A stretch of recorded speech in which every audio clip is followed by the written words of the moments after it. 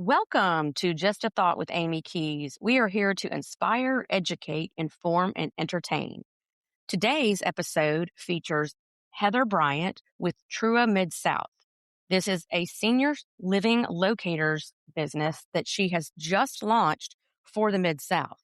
Heather, we are so happy to have you. We are looking forward to hearing your story and all that comes with it today. So welcome. Thank you so much for having me. I really appreciate it, and I'm excited to be here. Very proud of you for what we're about to talk about actually is taking on your actual life experiences, seeing a need and filling it. So that's a blessing for our Mid-South area. So since we're talking about seniors this episode, I did a little research and I have found some stats, and they are that 61.2 million people, which is 18% of our population, are senior citizens. Correct. And the four leading states of senior citizens are Maine, Vermont, West Virginia, and Florida.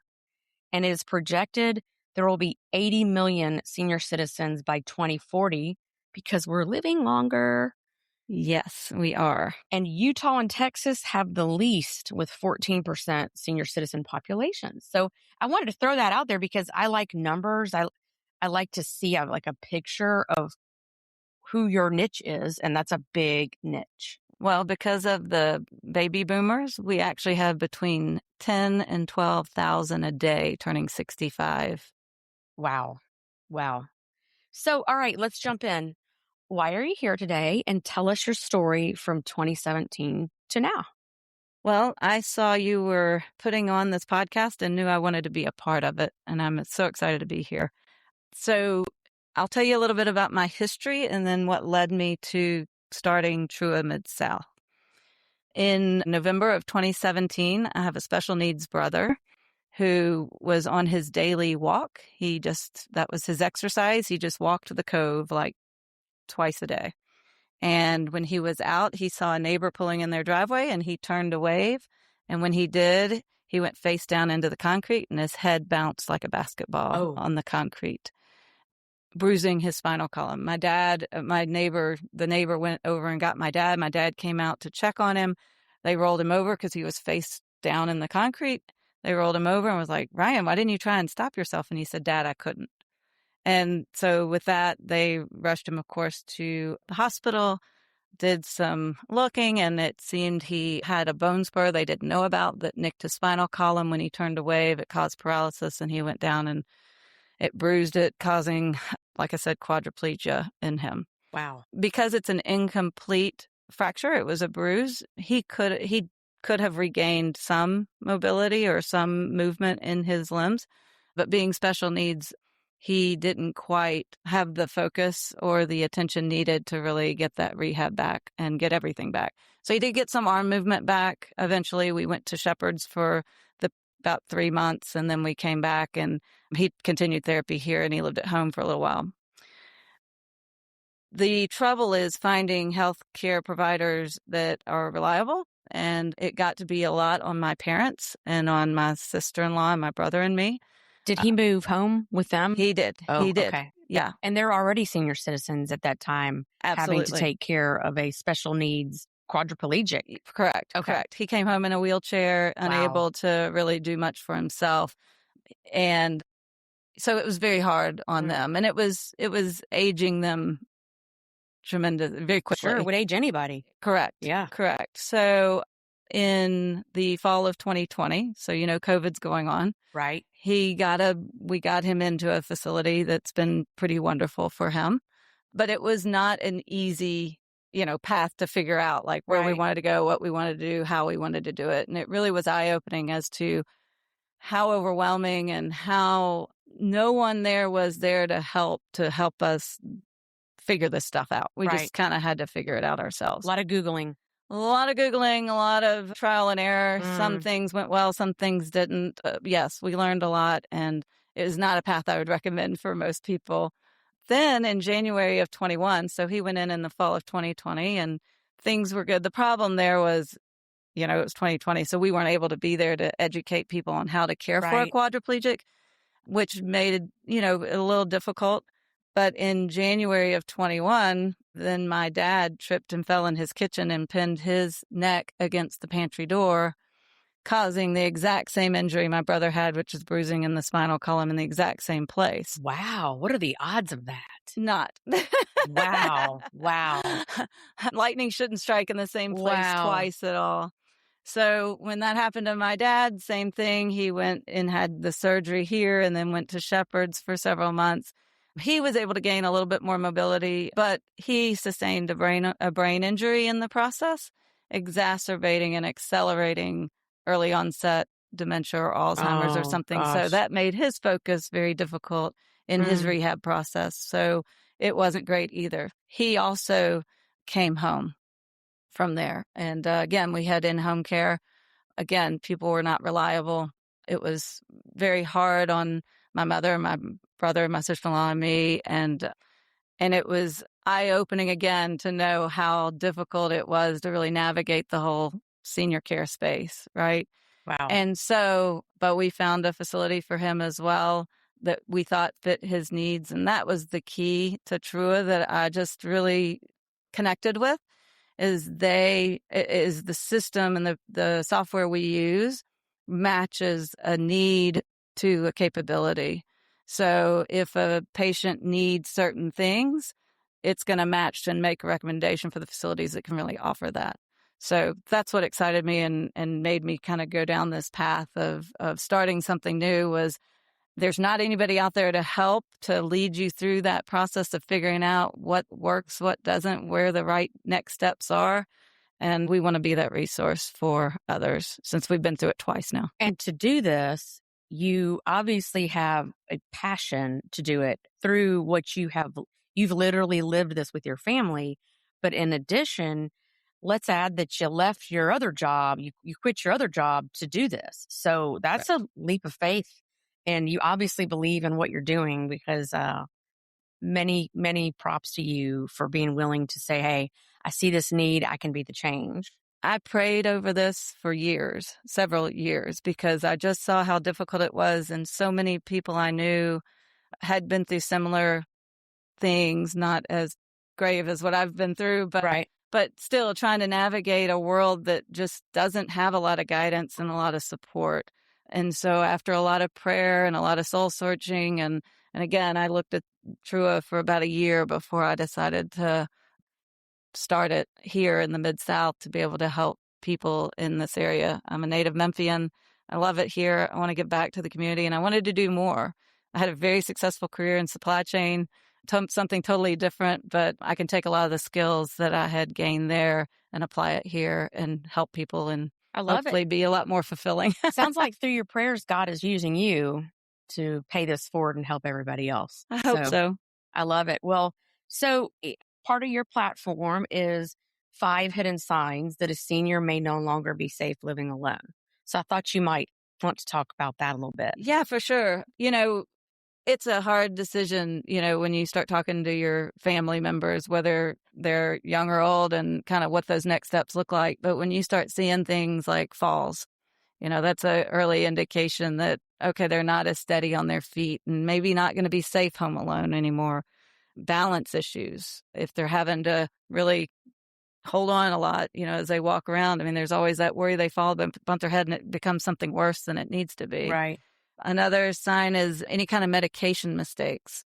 I have an aunt who lived to be 99, and I remember before we moved her in with us, when she got to that point, is she wasn't taking her medicine like she should, or she would take too much.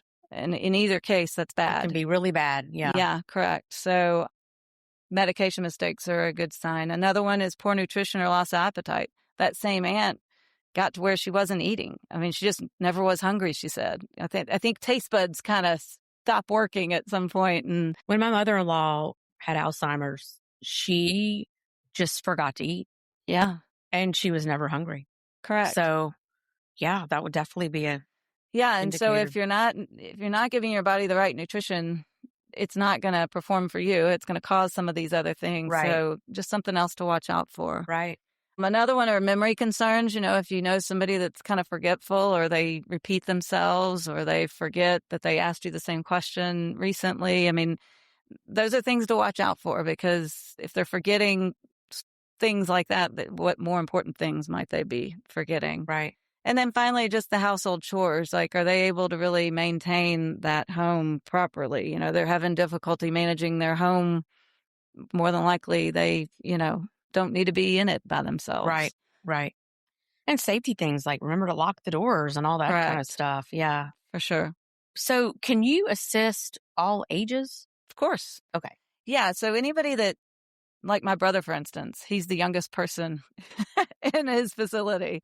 But anybody, yes, at any age we can help, because we can look at what are the needs and then what are the capabilities of that facility and kind of match the two. We want to find a little bit younger community if we can for someone younger, but we also really want to get to know the person and understand, like, what do they like to do, and does that facility provide those kind of things? So, if I know a lot of we're in the sandwich generation in the early to mid 50s. And I know I have heard quite a bit of friends say, my parent needs to go here or it's time to do this, but they're not ready. Like, how does somebody even have that conversation without the trials and tribulations that come with the hurt and the denial and all that? How do they even start that conversation? Delicately. Yeah. My best advice is to meet them where they are. And I know that sounds a little hard, but I think you can ease into the conversation, right? And you can kind of talk about it as they're ready and kind of as they get there. It was not an overnight decision for either case of my brother or my father. It became a need based on the things that happened, right? Right. And so I'd also say, assisted living communities provide services for important aspects of the senior lives. And it's if they get a good match, I think you really increase the longevity of that life potentially, because they don't have the risk of loneliness. They don't have the risk of as big a risk of certain things, happening. They can stay involved in things they enjoy Hmm. doing, because more than likely they're not driving to do their own, to Right. their own activities. And now they're just a walk away, and they have Right. professional caregivers around them to help them. So, there's a lot of benefits that will improve the overall health of seniors. And I think that's part of the conversation, the physical fitness that they could get, you know, if they wanted it. Well, and I think part of in being in a assisted living, some of them are really nice these days, and I know the community and the activities that are there can really help their mental health and their happiness. Absolutely. The intellectual stimulation is there. There's the activities, like you mentioned. It is very resort style, a lot of them. And, another thing to think about is their like medical and hair appointments. Doctors come to them there. They don't have to Right. go if they don't, want to. Right. They can go if there's a specialist or somebody you want to see, but there is a general, geriatric, usually doctor there on site. There's nurses on site. There's usually hair appointments, like you have salons and such on site. So, I mean, there's things that are part of their activities and their routines that now they don't have to go somewhere to Right. do. They're just there to Right. do. So, okay, you mentioned matching a Hmm. little while ago. How do you start that matching process? Like if I come to you about, or I'm hypothetically coming to you about a parent, Yeah. how do we start that matching? So I want to get to know your family member Hmm. a lot. And I want to really spend some time learning what they like, what they don't like, and then what are those medical and physical needs that they have. Because the better I know the person, the better I then can see them in a Right. facility or wherever. So, we have an input form, that we would follow and ask a lot of questions. And the more you share, the better, because that then gives me what I need to really make that match. Because I do the Right. same thing with facilities. I Okay. go in and do a laundry list of questions, and I go tour every facility, and I get to know everything there is about the facility, so that when the time comes, and if we have several to choose from, we can go and speak to each one and go tour them together and see what you think, what I think, and then make that match. Kind So of like a dating show. kinda, kinda. And I was thinking about like when we were looking for places for my mother-in-law, it was 2020. Yeah. So of course that it was literally like right before the shutdown. And I think we got more aggressively looking in 2021 for, we didn't get aggressively looking. That didn't sound right. We started looking more aggressively, excuse me. But I understood. things that were priorities to me were her safety, Mhm, proximity to us, mhm. and good people that worked there, Those are and good priorities. cleanliness. Yep. But what are a few other things that you recommend people who, like me, who are a layperson and not in this industry, should be looking for? I think you hit the nail on the head on those that you mentioned. Quality of life is really important, right? What's their quality of life going to be there?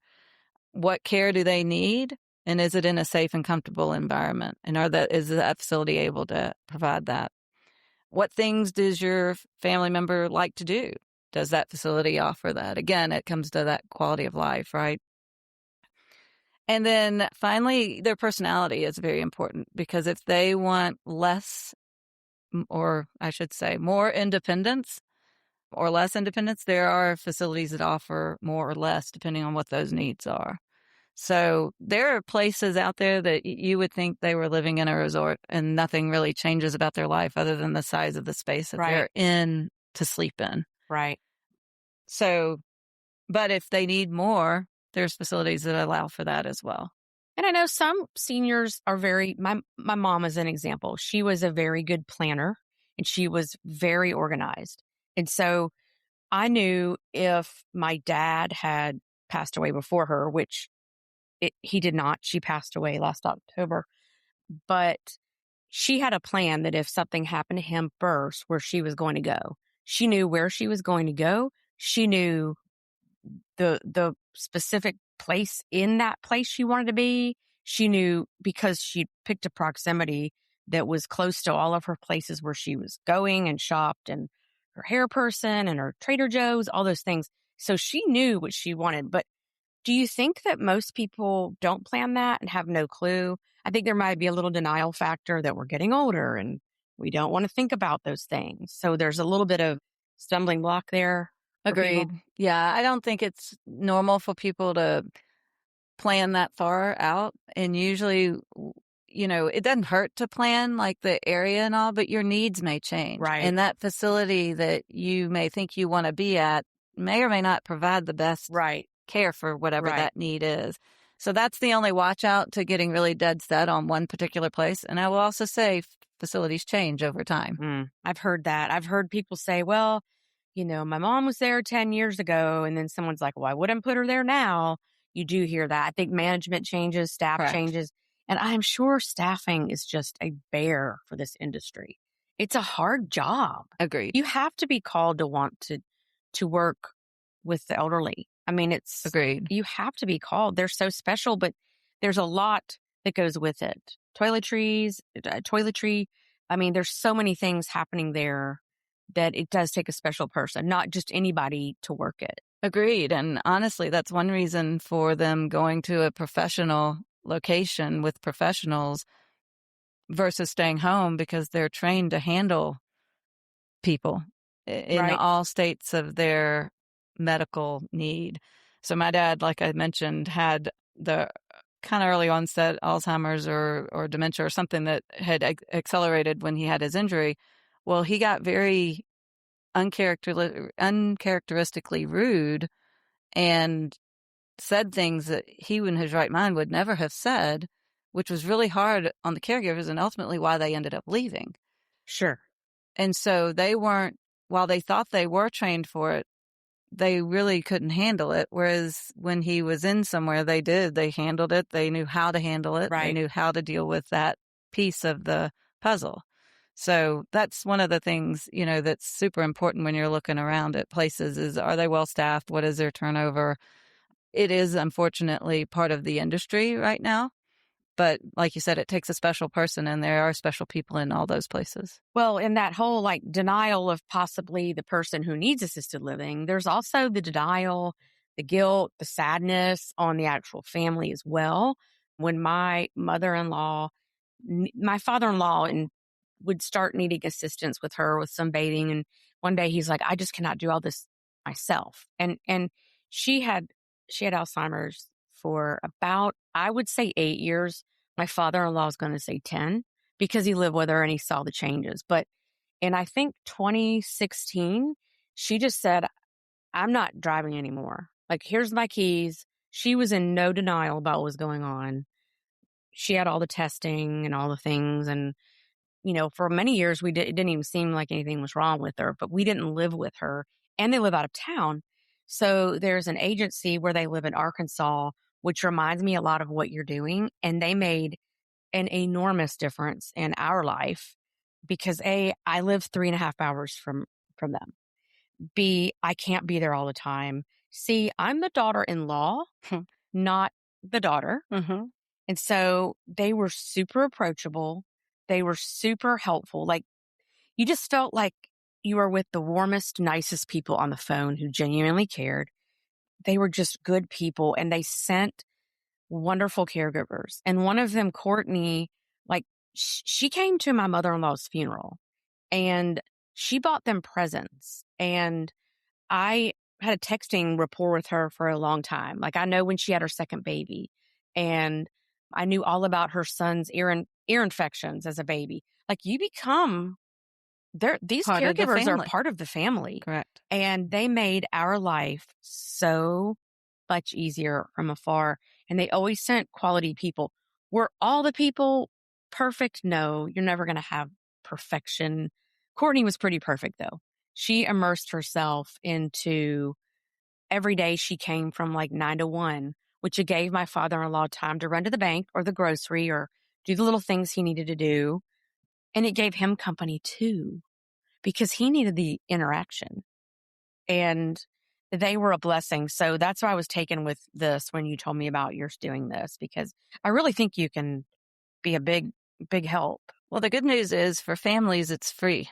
There's no charge to families. So the facilities, are the ones that end up paying for services Right. ultimately. But it's for me that it's personal. I want to make sure. I know the grave consequences of not getting that fit right. And that's what I want to bring to people is the ability to make it as easy as possible and find the right fit for their family member in a location that makes most sense, because professionals, when you have professionals helping you guide you through that process, it's just a lot easier than you trying to wing it and Google it and do things on your own. So what happens when you have a match, but then there's a wait list for that facility? Well, generally that's part of the matching process, Okay, right? okay. Is How the soon you need it? availability Okay, and the okay, timing of it. okay. So that shouldn't become a Okay. issue. Because I know there's some people who are just completely determined they're going to go to the one place and they don't want to go anywhere else. And then I found out, I know one in town has, years wait lists, and you might not make it that long. So then you got to go to plan B. So the matching makes it so if somebody says, I can't wait 2 to 3 years, I need to get my parent in somewhere 3 to 6 months from now, or like next week, you will match them up We with will match availability. them with what's available that best suits their needs. So you're Correct. taking a lot of research off of an already stressed person's plate. Correct. And I think in this day and age, That's the goal. we'll take all we can get in life to take all the stress off that we can. That is goal. What sure. are some misconceptions about senior care and memory care and in-home care? And So I would say I'll give you 3. okay. All right. The first I would say is that senior care is often misunderstood as a total loss of independence and is only for the serious ill, which is, not the case. In reality, care options are really designed to support independence, safety, and socialization through tailored, flexible, and supportive means. Okay. The second is that people often picture a really cold hospital-like environment, and it's just like we mentioned earlier. In reality, these places are like resorts. Yeah, some of them, They're some, like five-star hotels or nice yeah, all-inclusive yeah, resorts somewhere. They've got beautiful amenities and very, kept up to date. In fact, where my brother is, they won't even allow anything that looks hospital-like in it. So, like, we wanted to put a sign on the wall about, you need to talk to him and tell him what you're going to do before you do it, just so that as right, people come in, they know that stuff, or even any of the paraplegic type stuff. We wanted to put all this stuff around right. to tell them, and they're like, no, we don't want it to look like that. We'll put it inside a closet door and we'll tell people they can look in the closet door and see it. So that's what Wow, we do. wow. So yeah, they are not hospital like in most of the cases. They're more like homes. Okay, And then the third really misconception that I think we have to dispel is that family caregiving is always best. Now, don't get me wrong. Families, you know, family support is invaluable and you got to have that. But professional caregivers offer specialized training and essential respite for family members, just like you were mentioning. Families are the ones feeling the burden to provide all the care. And unfortunately, sometimes they're not the best suited for it. They don't have maybe the caregiving training or the patience or the strength right, to do it. right. And then So, it ends up even a less safe environment for the caregiver and correct. the receiver of the care. So I can see how that could be.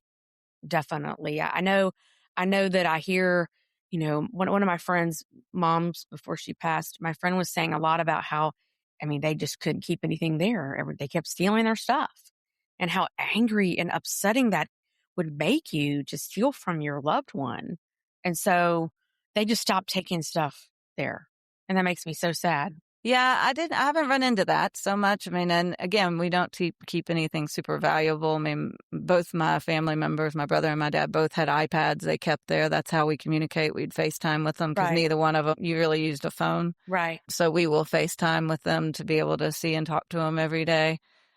So it's just using common sense. It's similar to when you're in a hotel, like, you don't want to take a lot of expensive jewelry Right. and leave laying Right. around but we haven't run into that. It's been very, as far as losing, they they do their laundry. Generally, you might lose a shirt, Sure. just like Sure. if you took stuff to a dry cleaners, Right. but no, we haven't lost anything of value. I felt so bad during 2020 and a lot of 2021 too, when there was all the shutdowns and you see all these videos and all these people so sad that they could not go. They'd be like outside the window with their loved one, but on the other Yes. side. And you had to do We that, did didn't that. you? Yeah, we did that. We in fact had the choir came and sang to my brother Christmas carols outside the Mm, window and it was, you adapted and adjusted, and we did hire someone to come sit in there. They could have a professional person sit in there. We just couldn't. They'd have to COVID test every day and that kind of thing. right. So we could not go in there, but as soon as we could, we were there, and now, we're in there as often as we want, and it's very open, and everywhere is very open now. How's your brother doing now? About the same. I mean, he he's lost some more mobility, but it's been 9 years. Right. And again, special needs makes it a little more complicated, but Right. he still has a good attitude, and you know, he's still smiles when you walk in the room and have a Can he conversation with him. speak to you? Oh yeah. Oh, okay. Oh yeah. Okay. Yeah, he's verbal. Okay. Yep. So, trends, I want to talk about trends for the aging population. And I wanted to talk about that because I notice a trend in, I think, three or four of my friends have parents at one specific facility, and their parents are living their best life at that place. Yeah. But I also know there's trends, other kinds of trends too. Like, we get away from the stigma of nursing home or the term old age home, which are hard to hear when they sound so old. They sound so part of the past, maybe a little archaic, but because a nursing home is truly people in beds who are We still have truly, skilled nursing facilities, yes. But I and think, those are required. I mean, right, there's certain care that a patient needs, catheter, colostomy, things like that, that are considered open wound that require skilled nursing. right, So, and the thing about that is, again, you have people that are trained to handle those situations, and the outcome's a lot better than those that aren't. Right. But as far as trends go, I mean, the population is aging rapidly, as you mentioned earlier, because of the massive baby boomers, right? Are all coming of age now. And so and people are working longer. That's another thing that's very different. You've got more and more over 65 continuing to work into your 70s. Retirement isn't as early as it used to be, maybe. Women represent 70% of the assisted living residents. Interesting. Yeah. I think because they live longer than the men. Right. And so that's why it looks like that. And then you mentioned already that about 18% of our population is 65 or older, and expected to grow to like 25% by 2054.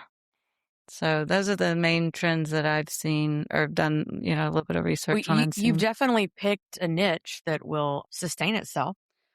Well, You definitely, if that kind of growth percentage, that kind of scaling is happening, you definitely hit the nail on the I head with just know that. there's a need. It's such an unknown world, and there's people out there that don't have families to help navigate that. I took over everything from my parents when it happened to my brother. It's like they just shut down and put all their attention and focus to my brother. And I was like, there's still like stuff that has to happen and Right. things that have to be done. And so that's kind of part of it too, is understanding the Medicare space, understanding the Medicaid space. Right. That is stuff that is so foreign to people they don't quite get, and we've got that to offer as And well. like truly to the layperson, I mean, I wouldn't know where to begin. I mean, It's I remember when we were looking for my mother-in-law to move her here from Arkansas, we toured, I think, 4 facilities in the I wanted her to be near us. I yes, wanted her to be a 10-minute drive from me. So if something happened or if she needed me, I could get you there. could yes. And every place that we went I was pleased with. And one of them, my friend's dad was there. He was a resident there, early onset Alzheimer's. He was like in his early 60s. And I saw him there, and I hadn't seen him there since he went there. He was as happy as could be.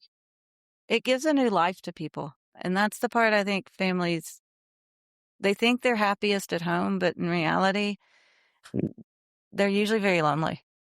They don't get the visits that you think, whereas in a facility, you're around other people all the time, as much or Right, as little as you want to be. right. That's the nice thing. It's as much or as little as you want to be. So if you have someone that likes all their quiet time and being inside their home and they're in their room, fine.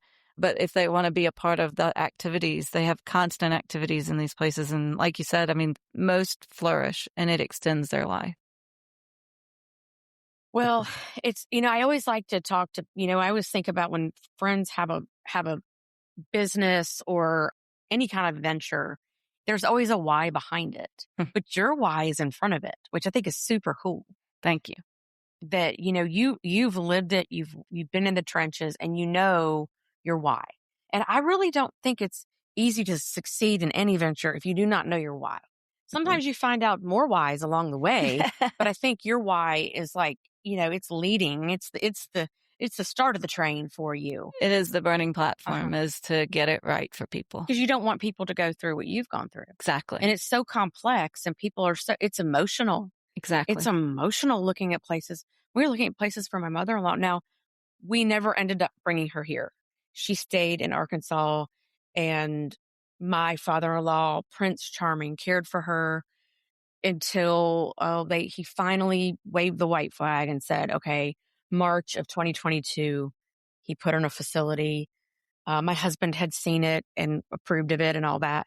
And then she passed away 4 months later, but not due to the facility, due to her disease progression. I mean, Correct. it was obvious that's what it was, but it's emotional and it's trying and it's stressful. Agree. And we want to take that out of it. It's really awesome that your why and you're living through it and kind of wanting to pay it forward and backward, I guess, Correct. is awesome because you have a heart for it.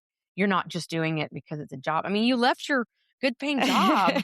Like that is just another unbelievable. You got to do a lot of praying to do that. I did a lot of prayer, and I just felt like I was needing to do more and needing to give back. And this is a good way for me to do that and to help others figure this out and show them and get them through all those next steps. I love it. One of the things, so I started LLC back in May before I did this part because I want to be all things for all seniors. I want to be able to talk about the Medicare world and the supplements and things like that, life insurance, annuities. My husband and my sister-in-law both do that. Okay. And so we've got that piece. And then we have this for the senior living. And then I'm going to, eventually partner probably with an elder lawyer. If you have any listeners that have one of those that want to talk, I would love to talk to them. But that's kind of the third piece of the puzzle to get that full one-stop shop for all things senior and all things in that next step.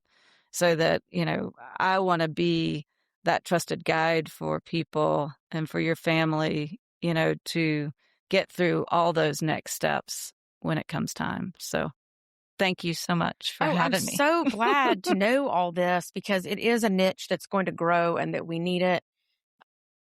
But now it's time for rapid fire. Oh, okay.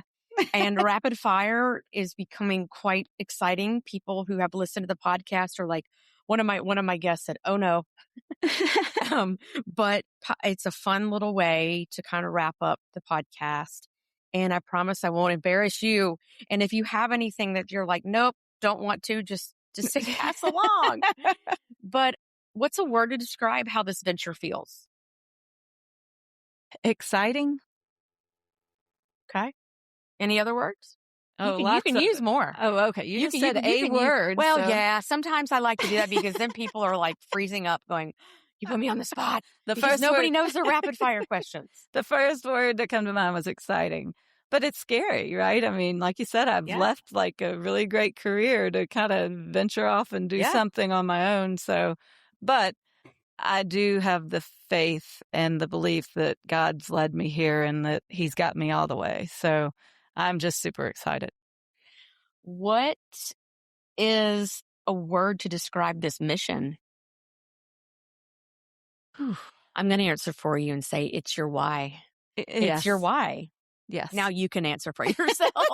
Not to be bossy, but I just thought I'd throw that in there because that keeps coming to my mind. It's your why. It's your why.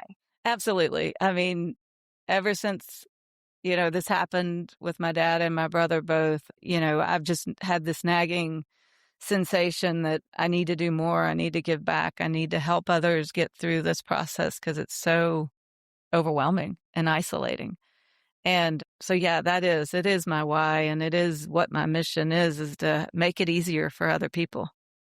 What is something you wished every family knew about this? It's important they know my story so they know that, I have credibility. Look at you getting back to that why. Right? Right? That's the most important thing is that I'm in it for a different reason probably than most people. And I want to make sure that we get it right. I love it. What's a piece of advice you've received about anything in life? Ooh, I've gotten good advice throughout my whole life.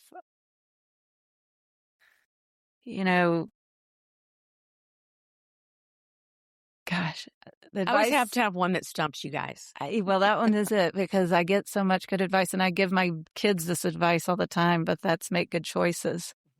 And, everything I look at as a choice, right? And figuring out what that right choice is super important. So sweet or salty? That's an easy one. Salty. I like to give an easy one after difficult. Book or movie? Movie. All right. What's your most used app? Most used. It better be Spotify after this. It probably will be Spotify after this. It's probably Netflix right now. Oh, I love Netflix. I love all their true crime stuff. Love all that. Yes. So, since you went to the same high school with me, but you were 2 years above me, class of 89? I was class of 90. Okay, class of 90. I was 91. What's a good high school memory? Ooh, at the academy. I know. St. Agnes Academy graduates 1990 and 91 in this podcast. That's right. And my daughter was class of 23. All right. So that was pretty exciting, when she was going there. But for me, a good high, I mean, you know, Spanish class with Mr. Martinez was probably my favorite memory there. I still see Amy Moody every week. Oh, She's in great shape, and I see love Betty her. Pate is usually Oh, with her. So if they're listening, hello, a little shout hello, out. But ladies. so, you know, the teachers were all really, the majority of them were really invested in us and you see them out and they act like they still are your best friends, you know. So Oh, those were some patient educators when I was there. I may have had a mischievous streak in me, and the whole class of 91 knew that. And several of them, who I will not mention, love to remind me of mischievous, nothing terrible, but every class needs a clown. That was me. And then I decided, I had to grow up at some point. So I left you can a still little of have that fun. behind, Yeah. but it's changed so much. And I love to tell like young ladies who I meet or daughters of friends who go there. I'm like, hey, if you can go look at the 1991 composite, go look at my hair. Because it was All big. of this. And I had the very important responsibility of being the sergeant at arms. Now, whoever voted me, who talks so much, to be the one to quiet the class during our class meetings, I don't know what they were thinking, but there's You could that. get their attention. There's that. Yeah. But a little proud St. Agnes graduates here. And I Yes. love seeing a St. Agnes graduate doing what you're doing. Like Thank you. you're doing something and you're genuinely not, look, anyone who leaves a perfectly good job to go out on a limb and try something from the ground up is bold and brave and amazing to do that. And I just know I almost get like shivers up my spine when I think about the why, because so many businesses don't have a why, and you can tell when a business doesn't have a why. And your why is, hey, I've been here, done that. Let me help you. Let's make it easier. Yes. So, everybody, I'm going to have Heather's website, information, everything on our podcast bio notes that come out with this. You can also reach me at amykeyspodcast@gmail.com with any questions about this podcast, and I can get you in touch with Heather. Or you can also reach me at that Gmail also if you want to be on this podcast. That is actually how Heather came on. Heather was the first person to reach out to me at that email address and say, hey, I've got this going on. I would love to be on it. And 10 days later, here she is Unbelievable. recording with a microphone.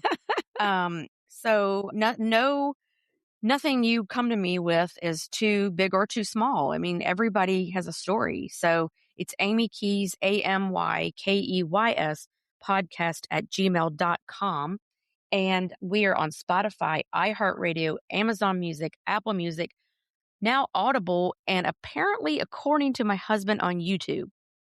But there's nothing to see because these are just recordings of vocals. I am not in a home office recording something yet, but maybe one day. I do have a goal that if I get to a certain number of listens, I will start recording a visual as well. But that's my own goal. So, everybody, I think in this, the takeaway here is know your why, be bold, do the things, get out there and use your life experiences to help others. And you are a walking, talking example of that. And I'm Thank honored you. to have you here. Well, thank you so much for having me and allowing my story to be shared. I really super appreciate it. Love and it. I just think the world of you, Amy. So Oh, you too. And we wish you much luck with Thank you. it. We hope this podcast helps you Thank you. with your business venture. Everyone take care of each other. And this message too, I think today is it's okay to have someone help you lighten your load, right? Absolutely. And that's what your job is to do for other people. So y'all take care of each other. And till next time.